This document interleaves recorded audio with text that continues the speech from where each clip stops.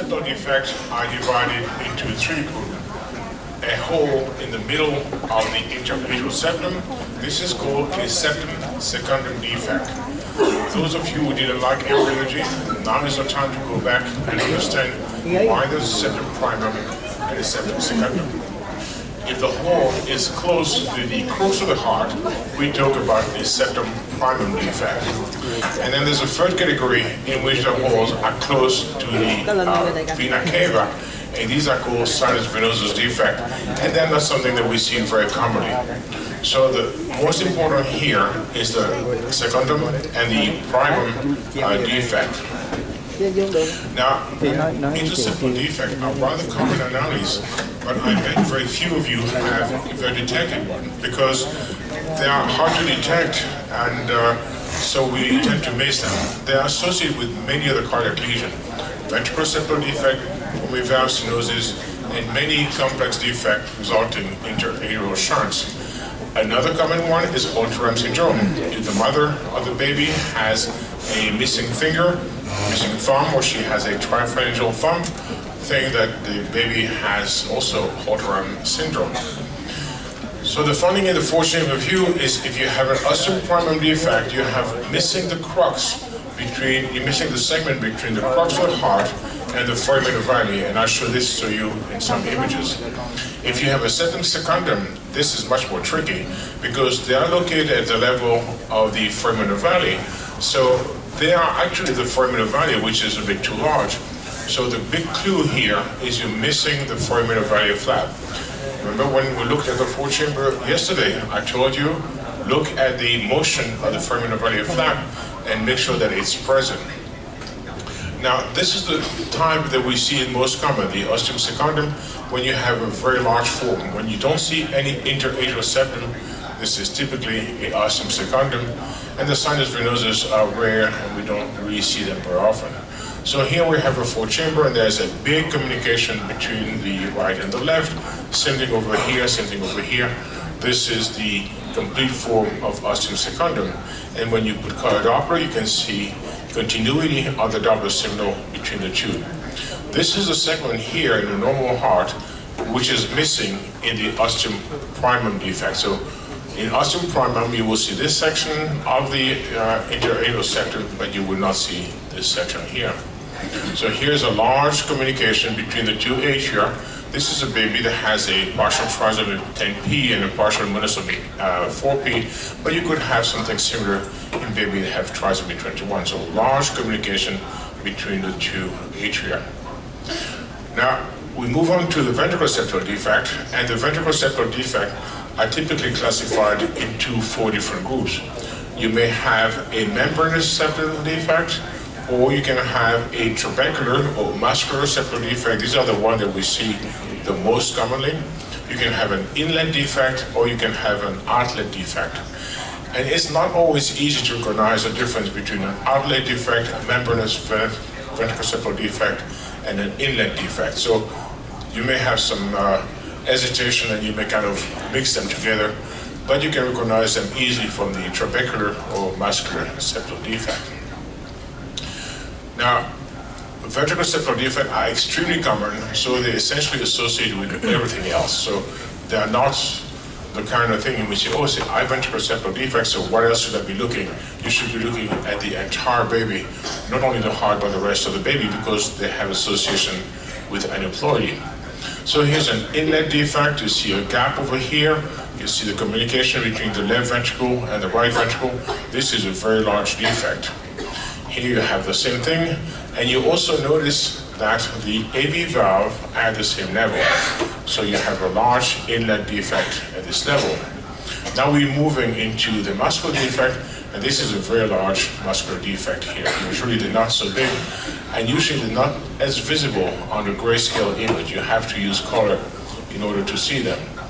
And this is an example in color. You can see the interatrial septum here, and there is a flash of color at the end. I'm going to replay this clip, and notice that when you don't have the color, it's almost impossible to see this defect. There's a tiny defect, but it's much better to see with color. So I want to urge you that every time you do a four-chamber, you have to put color if your machine has it. You paid a lot of money to get this color button on your keyboard. Use it, okay? So look for that. Other example, if anyone can see the defect here, you are much better than me. I don't see the defect. Let me replay the color clip here, and you see the defect here. What is the color of the flow in the defect? Is it blue or is it red? It's blue and red. What does that mean? It means it's bidirectional. Ventricular septal defect in the child are always unidirectional. They go from the left ventricle to the right ventricle. In the fetus, that's not true. They go from the left ventricle to the right ventricle during systole, but they go from the right ventricle to the left ventricle during diastole. So fundamentally for the fetus, it really doesn't matter they have ventricular septal defect. So you're not going to see that this baby is floppy or has high jaws because of ventricular septal defect. You have to really look at the anatomy. Another example here, you can see blue in one direction, red in the other direction, and you can see that in grayscale, there's just a little line here which will be very easy to be missing. So be careful about this. Another example, you can see the jet over here quite clearly, and if you don't have the color at the proper time, you may easily be missing it. So in practice, what you do the 4-chamber, you adjust the color Doppler, and then you get a little clip, and then you go frame by frame for at least 1 or 2 cardiac cycles. You don't have to have 20 cycles, this is too tedious. If you have 2 or 3 cardiac cycles and you see the defect in the same portion of the cycle at each time, you have made the diagnosis. Some people are very obsessive and they even try to get a pulse wave Doppler in the defect. That is too time consuming and we don't have the time to do this. Here's a perimembranous septal defect at this level. Here's another one. And you see this is very similar to the inlet defect that I showed you before.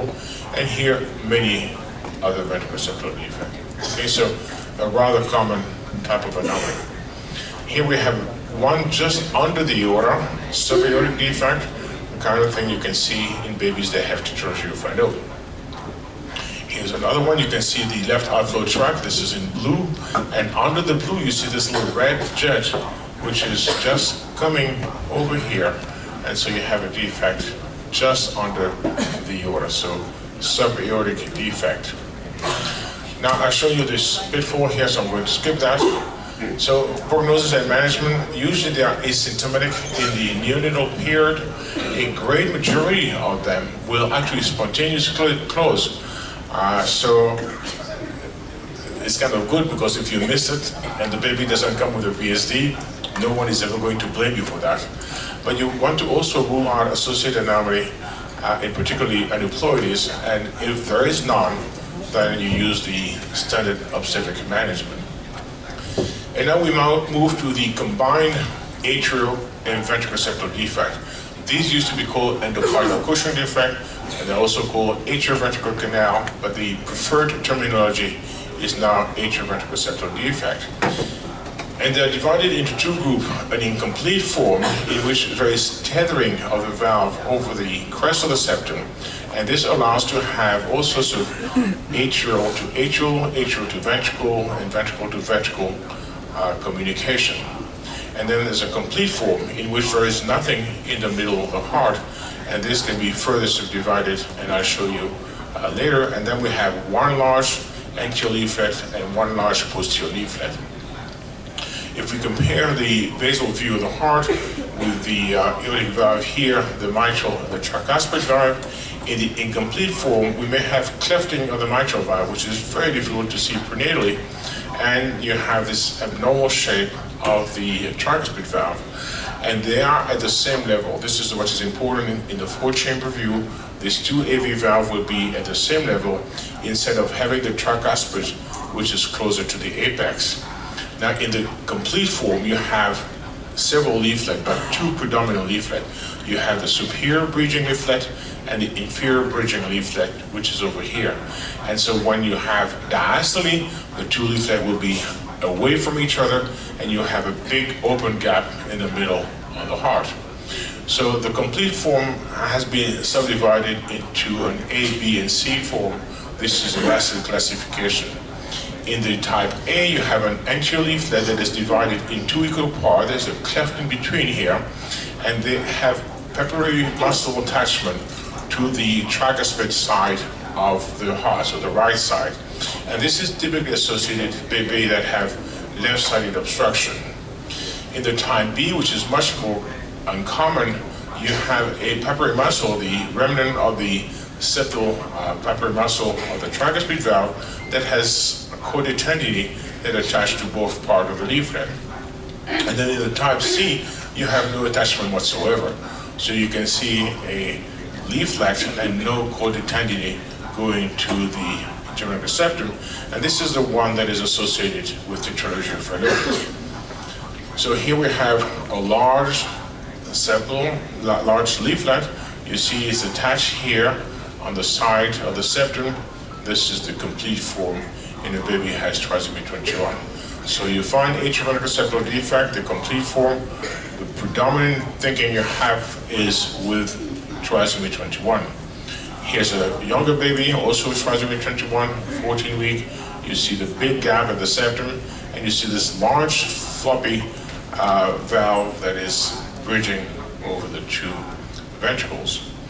Now, what are the findings in the four-chamber view? In the complete form, you have this bridging AV valve. You have a short interventricular septum, and you see here the corded tendon going onto the right side of the septum. So this is arrested calcification type A. In the baby here, I'm sorry, I think I'm missing something here. Okay, here we have the big AV valve. You can see that the ostium secundum is present. The ostium primum is missing. We have a defect below the foramen ovale to the crux of the heart. We still see the foramen ovale flap. So we have ostium primum defect, which is the one associated with the atrioventricular septal defect. We have a ventricular septal defect on the other side, and we have a large bridging AV valve over the two ventricles. Another example over here, you can see a large common atrium, you can see a large interventricular septal defect, and you see the membrane, you see the anterior leaflet, which is attached here to the right side and the apex of the septum. Again, arrestly type A. In the four-chamber, for the incomplete form, this is a bit more difficult to recognize, because if you don't pay attention to the position of the tricuspid and the AV valve, you're missing the big criteria. So that is the important thing to recognize, that the two AV valves are attached to the same level instead of having an offset between the two. Now, if you're really good and you have a baby that is very cooperating, you can see the cleft of the mitral valve, but I've never seen an example of that. So here we go into the four-chamber. You can see this big bridging gap on both sides, and you see the classical image of this inflow that looks like a Y into the two ventricles at the same time. You see this during diastole, flow enters from both atria to both ventricles at the same time with this division at this level. Another example, you can see this big bridging valve. You can see still part of the foramen ovale flap, where you almost don't see the interatrial foramen anymore. And you can see during diastole with Doppler that blood is going into both ventricles at the same time. So that makes the diagnosis quite easy. This is an early fetus. You can see the baby also has an important finding, is the heart rate is too slow. Babies that have atrioventricular septal defect are missing portion of the septum on which the atrioventricular septal node, the atrial node is, and so they have conduction delay and they have a slow heartbeat. You see the crest of the septum. Remember I told you yesterday to look for this white echo that tells you that this is not a dropout artifact, and you see the big valve that is opening over both ventricles. Another example here, you see the bottom of the septum primum over here, and you see the gap in between right ventricle, left ventricle, and the over valve. Another example here, you see big defect Same thing all the time. So it's easy to recognize there's nothing doing diastole. So this is the complete form. And if you have any doubt, you do color Doppler and you see the inflow into two ventricles that are merged in the middle of the heart. Now this is a bit more difficult. You could be looking at this and say, oh, this is a normal four-chamber, apex and descending aorta on the same side. But if you look carefully, you see that those two AV valves are at the exact same level. Okay, so this is a very important finding to look at. If you see the two AV valves at the same level, this is not a normal heart. This is a baby that has the incomplete form of atrial ventricular septal defect.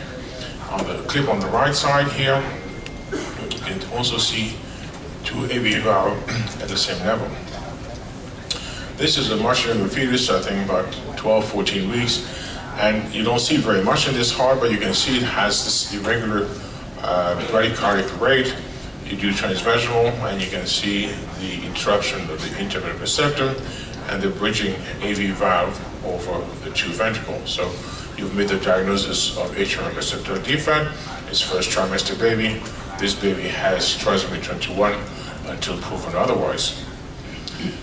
Now, sometimes you can make the diagnosis not by even looking at the heart. This is a regurgitation in the right atrium and the inferior vena cava.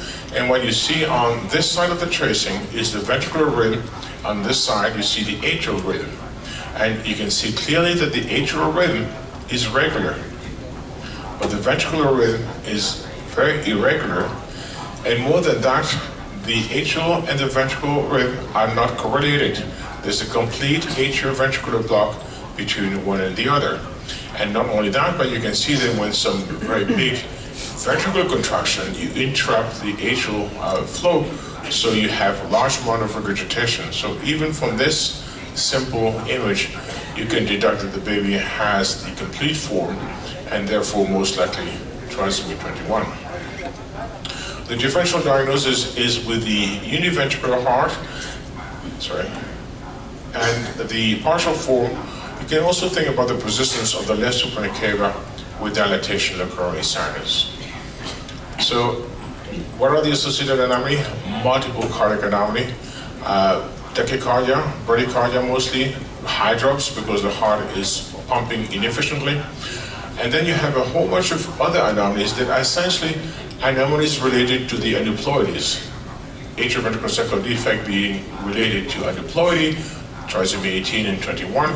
All these associated anomalies, diaphragm hernia, duodenal atresia, omphalocele will be associated with atrioventricular septal defect. And then also isomerase will have some atrioventricular septal defect. Prognosis and management, very poor prognosis. The prenatal mortality is 14 to 22%, and the postnatal outcome depend on whether there is some associated anomaly or not. So what you want to do is make sure that it's an isolated finding with nothing else affecting the fetus.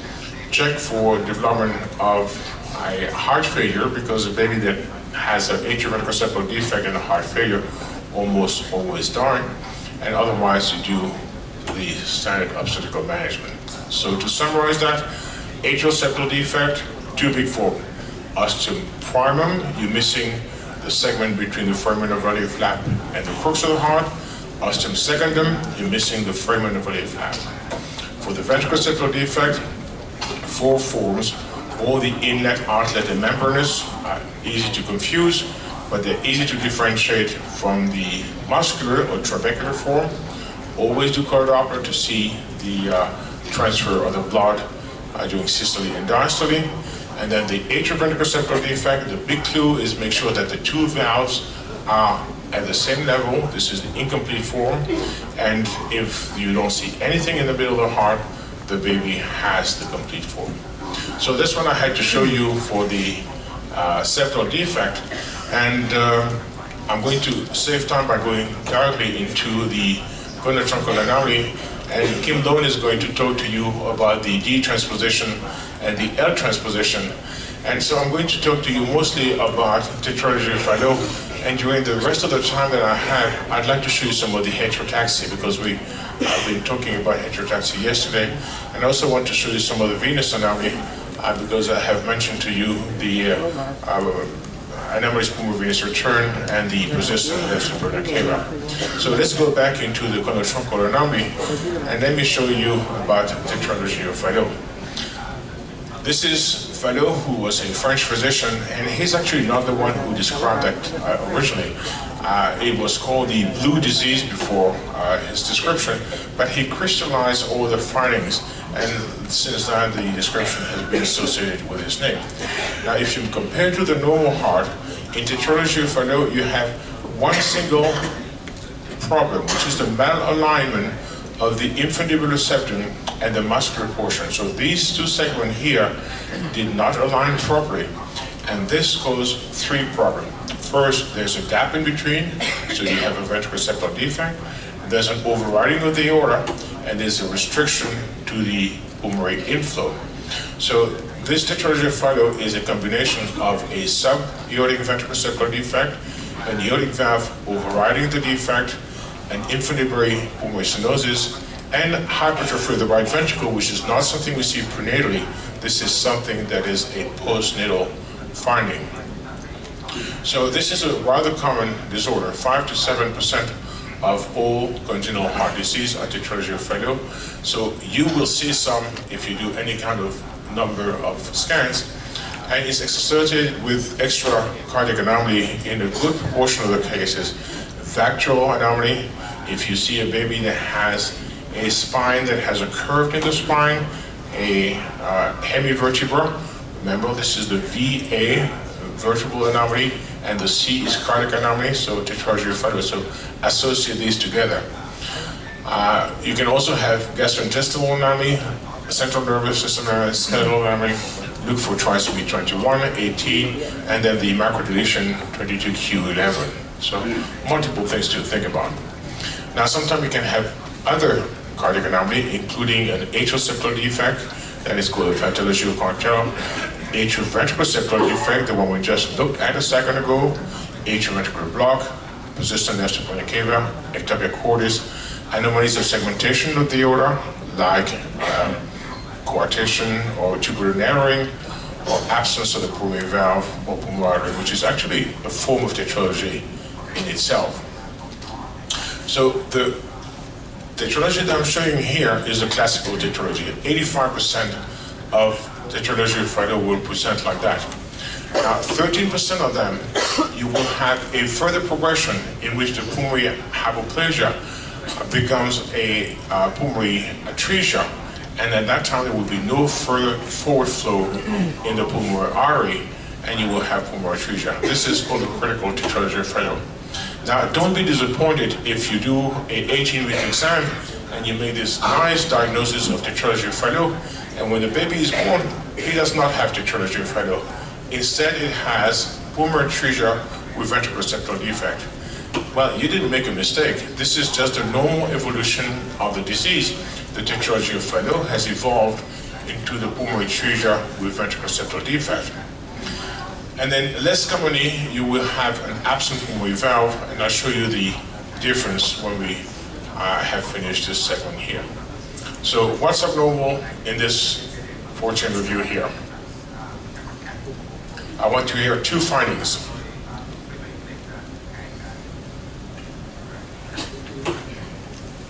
How about the axis of the heart? Is the axis of the heart normal? Remember, it should be 45 degrees to the anterior posterior line. This is almost 80 degrees. Okay, so the baby has left axis deviation. What else is abnormal? Yeah, the descending aorta is not descending on the left side. This descending aorta is descending on the right side, okay? Very important. Left axis deviation and right descending aorta. This is a conotroncal anomaly until proven otherwise. Now, do you see a ventricoseptal defect? Not always. The ventricoseptal defect is easier to see when you go into the left outflow tract. So here, look for the interventricular septum angle and look for a right descending aorta. Now, here we have a 4-chamber that looks quite normal. We don't see the septal defect very well, and you have to really go into the outflow tract view and the 3-vessel view. And when you get into the 3-vessel view, what you typically see is a large aorta with a thin pulmonary next to it. You see, remember the line I showed you yesterday that goes from the front of the pulmonary to the supravena cava? That line should be in front of the aorta. Here, the aorta is in front of the line, so we have a thin pulmonary and a large aorta. Here in the outflow tract, what you see very typically is the break in the ballerina foot. Remember I showed you the ballerina foot yesterday? You see clearly the leg of this ballerina is not going to this foot. This leg here is pointing at, is aiming at the interventricular septum, and you can see a white dot here at the crest of the septum. So we have an overriding aorta, and this aortic valve is above both ventricles. Now there's some subtle thing here, because if the aortic valve is overriding the septum by 50%, it's called tetralogy of Fallot. If it's overridden by 51%, a bit more to the right side, it's fundamentally the same physiology, but now it changed name. It's called double outlet right ventricle. So be aware of that, so that when you diagnose tetralogy of Fallot, think to see what the overriding is, because it could actually be double outlet right ventricle. But these are technical detail. Fundamentally, you have made the correct diagnosis, and you see both ventricle emptying in the aorta at this level. Here you can see also the aorta overriding both ventricle, and here same thing. This aorta is in front of the interventricular septum, and you see the right ventricle and the left ventricle. Now, one of the big rules of fetal echo is that you can use a lot of reasoning, so you don't have to memorize everything. Think these are rivers. If you have two rivers that are joining together, you get a bigger river. Okay, that is simple. If you have the flow of the left ventricle and the flow of the right ventricle going to the aorta, what will happen to the aorta? It will enlarge. If the aorta enlarges, what happens to the aortic valve? It enlarges also. If the aortic valve enlarges too much, what becomes of the leaflet? They become incompetent. So this is something to keep in mind, is that if you have too much flow for the aorta, the leaflet are going to be distended, and now you're going to have aortic insufficiency on top of the tetralogy of Fallot. And remember what I told you yesterday? Dilatation of the fetal heart depends on regurgitation more than it depends on obstruction. So if you see an aorta, like in this image on the left, on the right side, an aorta which is bigger in diameter than either of the ventricle, you know that this aorta has an aortic valve which is insufficient. And so this is going to complicate the management of this baby. So here we have overriding of the aorta, overriding, overriding. This is called the lobster claw syndrome. You can see the two like a claw of a lobster. With color Doppler, nothing very different. You see this Y-shaped color image here. Remember, I just showed you a Y-shaped color image, but it was doing diastole in the atrioventricular septal defect, a complete form. Now this is doing systole. This is a blue one instead of being a red one like we saw in the previous anomaly. Now, in the aorta, the Doppler will show some high velocity. What is the maximum velocity in the aorta? Anyone brave? It's 1 meter per second. Aorta, pulmonary, and ductus, all 1 meter per second. So up to 100 centimeter, here we're fine. Here, what you see in the three-vessel view is very typical. You see an aorta that is larger than the pulmonary, and you see an aorta that is bulging in front of the line between the pulmonary and the supravena cava. This is a good trick. And remember, when you do the three-vessel view, look to see that where the thymus is present. If the thymus is not present, you have the DiGeorge syndrome and the microdeletion 22q11.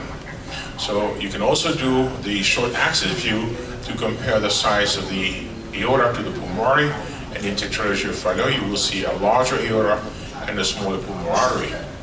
This is another three-vessel view, an aorta which is massively larger than the pulmonary. And when you see that, you want to do color Doppler, because you want to see whether the flow in the pulmonary is forward or whether it's retrograde. Okay, so important to see for the prognosis and the management of this baby.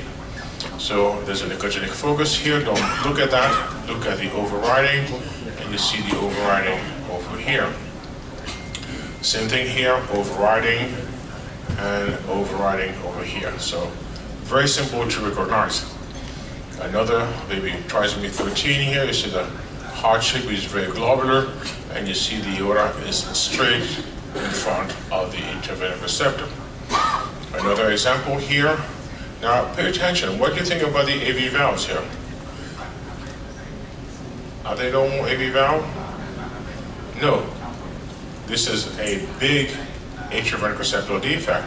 This is the complete form of intravenous septal defect. So here we have not only tetralogy fellow, but we have complete form, and you see the three vessel view. The pulmonary is much thinner than the aorta.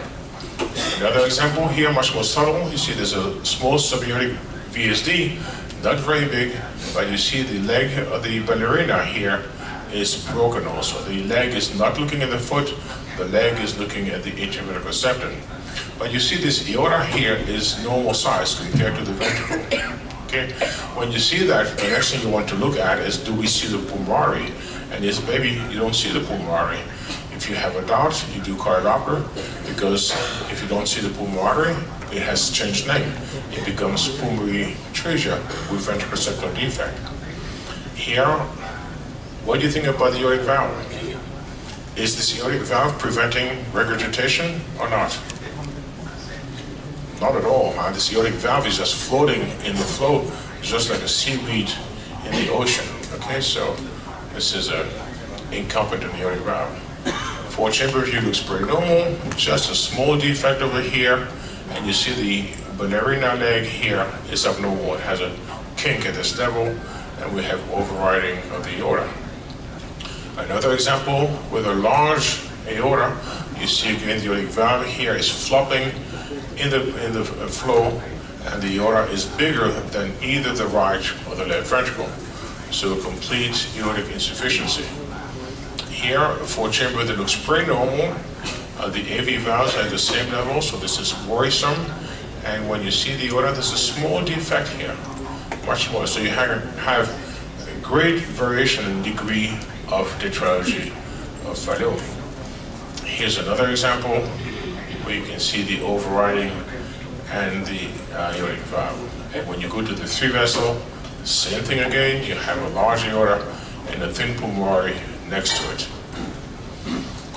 If you look at the Doppler in the pulmonary, you will have the use of Doppler to make sure that the pulmonary is patent and to assess the direction of the flow. You want to make sure that there's forward flow and not retrograde flow, and you want to make sure that it's not too fast, because that may be that the pulmonary valve is becoming atretic and you have turbulence in the pulmonary. For instance, here you have velocity at 180 centimeters per second. So this pulmonary valve is becoming very stenotic. Here's another one with 115 centimeters per second. So this pulmonary valve is also getting stenotic. Otherwise, when you look at Doppler, it's mostly to see the turbulence in the ascending aorta and look at the presence of the pulmonary underneath the aorta. Same thing over here with the turbulence in the ascending aorta due to the increased flow. The differential diagnosis here is pulmonary atresia with ventricular septal defect and the truncus arteriosus. So when you look for tetralogy fellow, what do you look for? First, you look for left axis deviation in the four-chamber, and you look for right descending aorta. So that's in the four-chamber. In the outflow trunk, you look for an aorta that is overriding the septum by less than 50%. If it's more than 50%, you talk about double outlet right ventricle. You also want to make sure that the aortic valve is competent and not stenotic, and then you want to look at the pulmonary artery to make sure that it's patent and not retrograde flow. So let me show you the extreme form of tetralogy fellow, which is wrong, which is the absent pulmonary valve syndrome. So here what we have is the same findings. We have a ventricular septal defect, we have an overriding aorta, but instead of having a pulmonary artery which is too thin, we have a pulmonary artery which is much too large. And here the defect is the absence of the ductus arteriosus. So there is no communication between the pulmonary and the aortic arch. So they resemble each other, and this is called one of the form of tetralogy of Fallot. So we don't have the ductus arteriosus, so the blood that enters into the pulmonary will have no choice but to come back into the right ventricle. And remember, regurgitation is what causes enlargement. There will be an annulus of the pulmonary which is very distended, but that prevents the normal development of the pulmonary valve. So when you look at the fourth chamber, what do we see abnormal here? The right side of the heart is larger. There's a pericardial effusion. The apex of the heart could be shifted to the left side. It's not really in this case. And what else is abnormal? The descending aorta again. You see the descending aorta is on the right side of the spine instead of being on the left side. So big clue for coronary anomaly. And you can see the ventricular septal defect, but it's not always visible in the four-chamber view. So here we have the outflow tract, and you see the aorta is overriding both ventricle. You see the crest of the septal defect, this little white dot over here. And when you get into the outflow tract, here you have this very classical image. This is a massively distended pulmonary, and you see the left branch and the right branch over here, and the aorta is over here. So this is quite different, and sometimes it is so big that I've had babies that have been referred for lung cysts instead of for cardiac anomalies. And here you can see the main pulmonary. This is the right pulmonary, this is left pulmonary, and you see the pulmonary valve here, which, although it is called absent pulmonary valve, it is present, it's just completely incompetent and failed to develop properly. So this is an example. You see the fourth chamber, you see the right outflow tract, and you see this massively distended pulmonary arteries branching into the lung. Doppler finding, well, you can anticipate what the Doppler sound is going to be. You will have forward flow and you will have regurgitation. So it's going to sound. It's a very classic sound when you look at that. Here you can see the regurgitation, and you can see the forward flow and the reverse flow. So remember this absent pulmonary valve syndrome. What you will see when you do the three-vessel view, you will see massively distended pulmonary.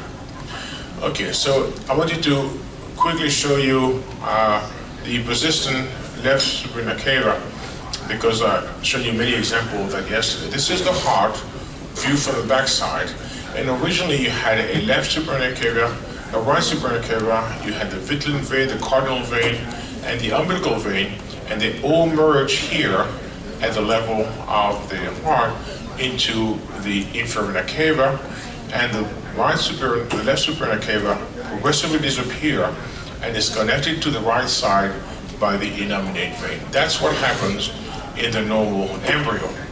In babies that have a persistent left superior cava, then superior cava end up draining into the coronary sinus over here and connects in this way. So this innominate vein may or may not develop, and you have this long superior cava that is persisting over here. So if you look at the heart from the back, this is the normal one, this is a persistent left superior cava. You have a vena cava that is in front of the pulmonary and pulmonary vein and drains in the coronary sinus over here. If you make a section at the three-vessel view, you see the pulmonary vein, pulmonary artery, aorta, superior cava, and on the left side of the pulmonary, you see the persistent left superior cava. If you move your section and you go at the level of the four-chamber view, you see between the left ventricle and the left atrium, you see the pulmonary artery over here, the persistent left superior cava. Now, sometimes it can drain into the backside of the left atrium, and then this is all you can see. But you have to go down further, and instead of staying in the fourth chamber, you go all the way to the bottom to see the coronary sinus. And if you see the coronary sinus and it's distended, then you know that the persistent left superior cava is draining in the coronary sinus, and then you think about the heterotaxis syndrome, look them up, and if you don't see a heterotaxis syndrome, it's essentially a very benign anomaly. So here we have the fourth chamber. You see the persistent left superior cava at this level, and when we go a little lower, you can see the communication into the coronary sinus, into the right atrium, and when we go up, we're going to go into the three vessel view, and we're going to see it on the left side of the pulmonary. Very typical. Okay, so 95% of them draining the coronary sinus. You'll have a big coronary sinus, 5% drain into the back of the left atrium. And then I wanted to show you some of the heterotaxy, because we mentioned that several times yesterday, and I don't have much time, so I may have to go fast here. So compared to the normal sinus baby with the apex of the heart and the stomach on the left side, you also have a mirror image baby, which is a sinus inversus, heart and stomach and spleen are on the right side. And then you have anomalies of sinus in which the heart and the stomach may not be on the same side. You may have the liver in the middle, and this is the one in which you think about the heterotaxia. Now, I'm going to skip the way to identify, but there's some way to recognize the right side from the left side. There's some organs typically on the right, some organs typically on the left side. Now, in sinus inversus, let me show you just some image. This is the typical image. You have apex of the heart and stomach that are both on the right side of the baby instead of being on the left side of the baby. So in heterotaxy and isomerism, what you have is an abnormal arrangement of organs or part of the body in relationship to each other. So if you have a right isomerism, you have right structures. So you will have a baby that has a normal right side, and on the left side, instead of having a left side, it has a mirror image of the right side into the left side. Think of this as being a half sinus inversus attached to a normal baby.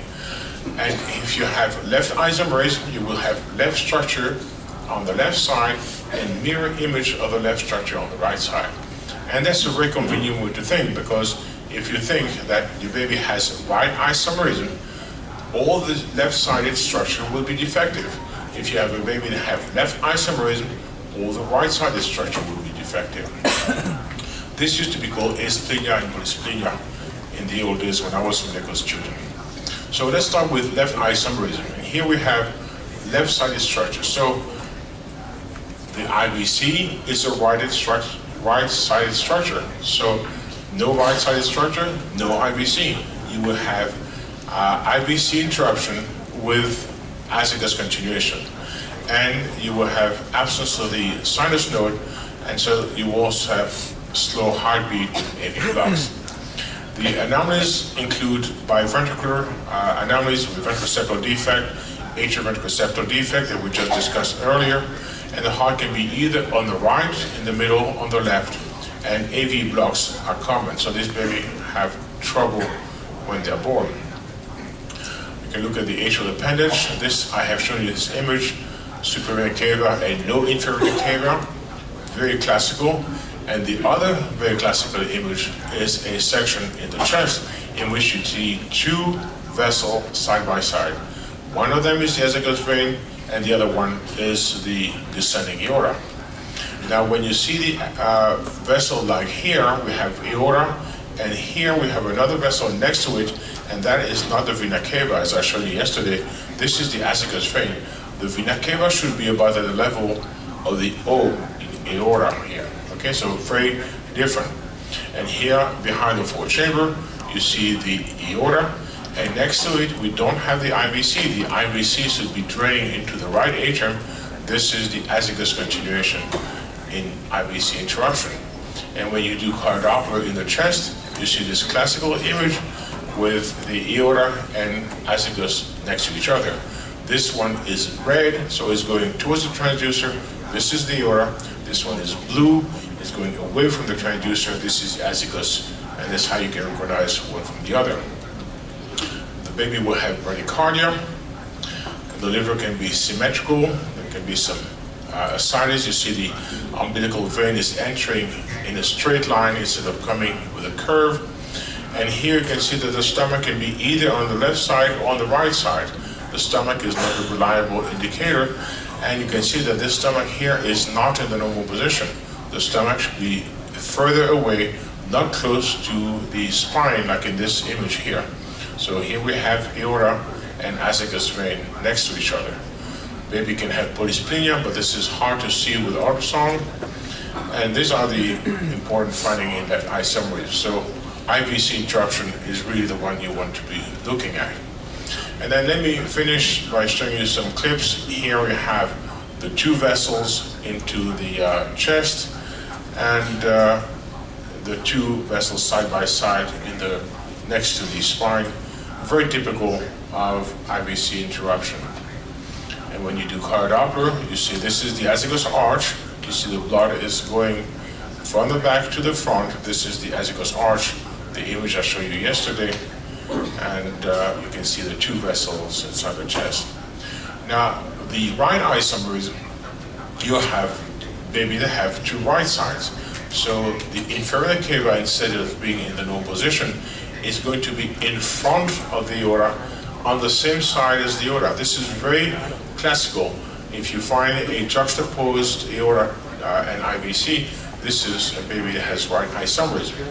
Well, what also goes on the left side? Pulmonary veins. If you don't see the pulmonary vein returning to the left atrium, suspect the baby has right isomerism, and the spleen can be absent. So here you see the midline section. We have the aorta and inferior cava in front of the aorta. Only right isomerism can give you that. Here again, the aorta, inferior cava, in front of the aorta and on the same side. Only right isomerism. So here we can see pulmonary veins that are not returning to the left atrium. They are going at the intersection between the right and the left. So anomalous pulmonary venous return. Or you can look for a vein that goes behind the heart and drains into the liver. And this is the aberrant connection between the pulmonary vein and the liver. And with Doppler, you can see the aorta going in this direction, you can see IVC going in that direction, and you can see this vein going from the chest into the liver from the anomalous pulmonary venous return. So here you can see aorta and cava is on the same side, and you see the stomach on the other side. You see that stomach is very abnormal, and the cava and aorta are on the same side. Another example with aorta and cava on the same side. Very typical of right isomerism. So for the isomerism, remember left side, you have two left-sided structures, so the right side structures are missing, IVC interruption, and for the right side isomerism, the left side is missing, so the baby will have anomalous pulmonary venous return and will have IVC in front of the aorta. Okay, this was a lot of information, but I managed to get just in time for my talk. Thank you very much for your interest.